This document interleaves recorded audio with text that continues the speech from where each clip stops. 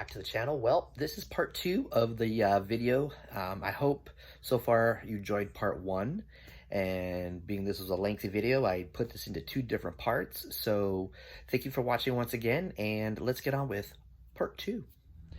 Mary Tully died November 10th, 1870, aged, I think it's 52 years, 10 months, 15 days. Let's see, best mother, rest in something, sleep while friends in sorrow. It's kind of rubbed out there, it's hard to read it with the naked eye, but interesting hands at the top of this thing. I would assume this one right here, this stone right here, is probably what used to be erect right there. I would assume Katie, daughter of, J.M.B. Altkin, died December 24th, 1879. It says it's broken up here. I can make out aged 4 months, 12 days. And there's weep not, father and mother, for me, for I am waiting in glory of thee, is what it says at the bottom. Wow, it's broken up. You can tell it's damaged. I guess they laid it here just to kind of preserve it. This is a shame. There's interesting little flowers at the top.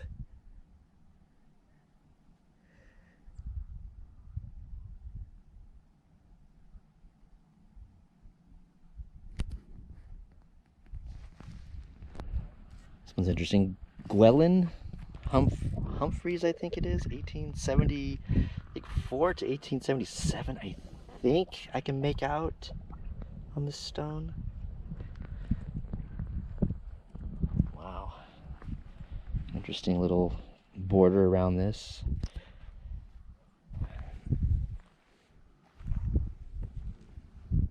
Here's an interesting grave here. I don't want to step all over this, get too close to it, because, you know, it's, don't want to be disrespectful here, but we got Daniel Richards. He was born in Wales, and his occupation was a miner. So when the mining boom happened, Daniel Richards came out here with his wife Mary. Daniel died. He was born July 20th, 1821. Died September 11th, 1890. Age 69 years, 1 month, 22 days. Gone by sight, but not in memory, or not by memory. Excuse me. Mary, wife of Daniel Richards, died December 13th, 1888, aged 63 years, asleep in Jesus, I think it says the bottom. The interesting about her stone is that Richards is spelled wrong. It's R-I-T-C-H-A-R-D-S. They spelled it wrong on the stone, but I guess they went with it. Richards is supposed to be R-I-C-H-A-R-D-S, and they spelled it with a T. But another example of the coal mining families that were out here. Like I said, I'm not going to jump all over in here. I don't want to be disrespectful, and there's people around and whatnot. I don't want anybody to get mad at me for climbing on this.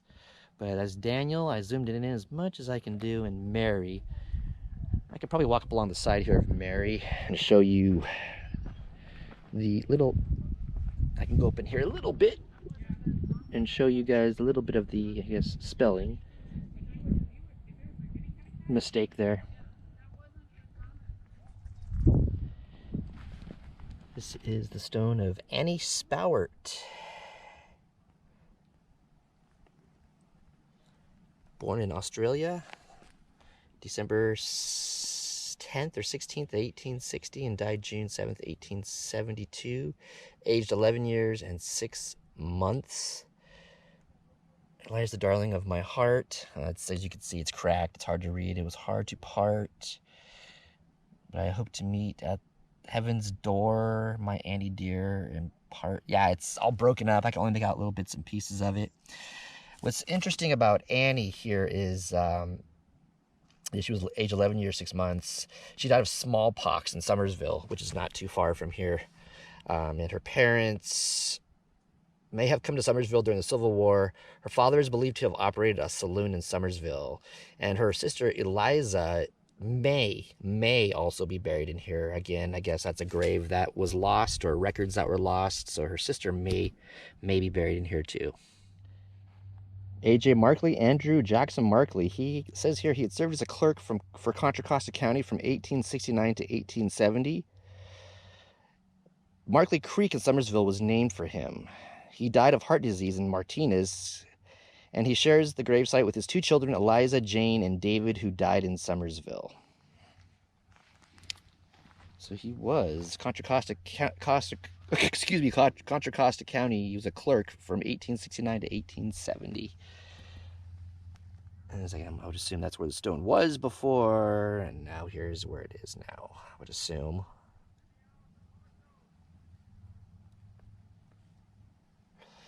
There's Eliza Jane. And infant son David. Or his infant son... Oh, here we go. Yeah, okay, I'm sorry. I think it's so broken it's hard to read. Sons of Temperance.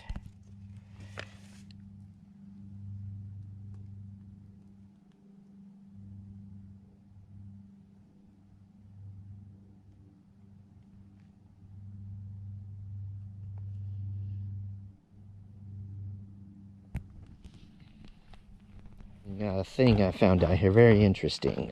Down here close to when you come into the cemetery, there's various stones down here, as you can see. They're marked, some of them are marked. But I'm going to look at something over here. I would assume this is possibly a grave. I guess it was a stone. There, it's next to the fence right here. But it's, looks like it was broken off or something. Interesting. Actually, it looks like on the map, according to the map, this is Ruth French. That's what the map said. Because you're right next to the fence, right on the stairs when you come up. Here's another plaque in place of a missing stone. Millie Pohl, born January 12th, 1872, died January 16th, 1875. And Dora, January of 1874, July 14th, 1874. Whoa. Plaque placed in 2007.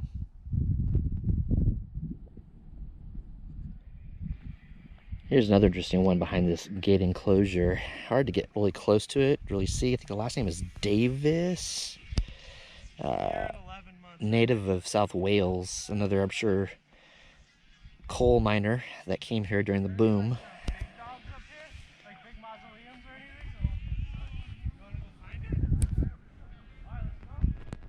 The youngest known person put in here was the one-day-old unnamed daughter of Thomas and Elizabeth Jenkins, who died April 15th, 1880, and was buried with her father.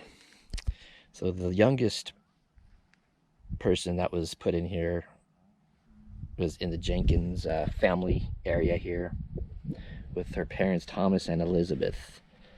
But it says that she was unnamed.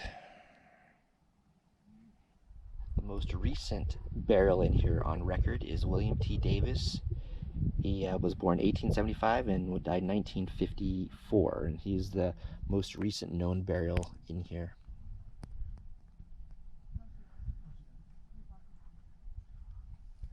And the oldest known burial in here was 81-year-old Ruth French. She is notable in here because she was the oldest known person on record to be buried in here at 81 years old.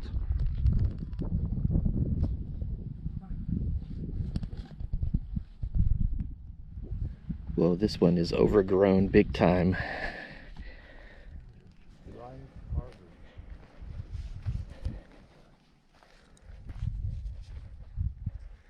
Can't even make out the name on that one.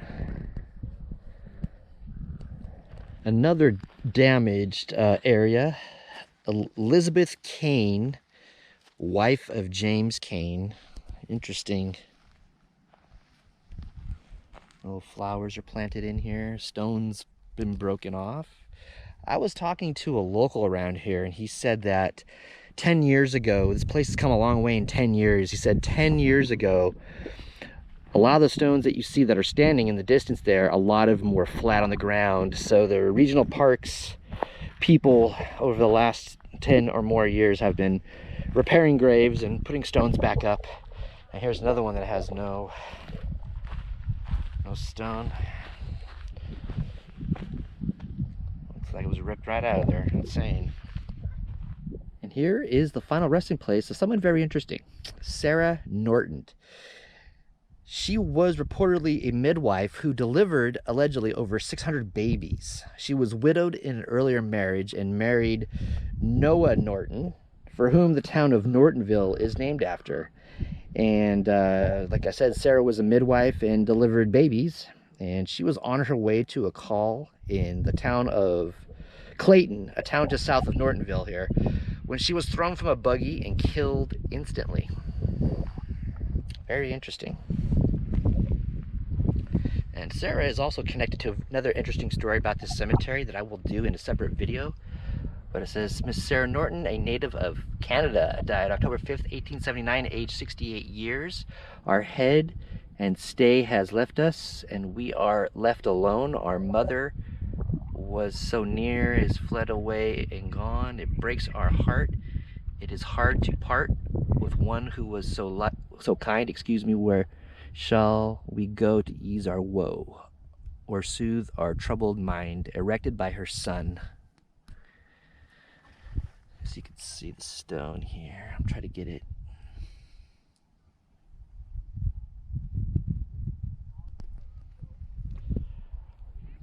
Well, thank you so much for watching. This is the end of this video. If you like this video, please give it a thumbs up. And if you're new to the channel, hit that subscribe button and click that bell icon. Therefore, you can be notified of all of my future uploads. This was a very interesting cemetery, part of coal mining history. And there's just more, not just a cemetery. Like I said, there's old coal mines up in here, up in these hills, and there's walking trails that take you right by them. And I might, if not for this channel, for my other channel, do a video on some of those, on some of the old coal mines up in here, and show you guys some of that if it's possible on the other channel, probably. But thank you all so much for watching, and I'll talk to you later.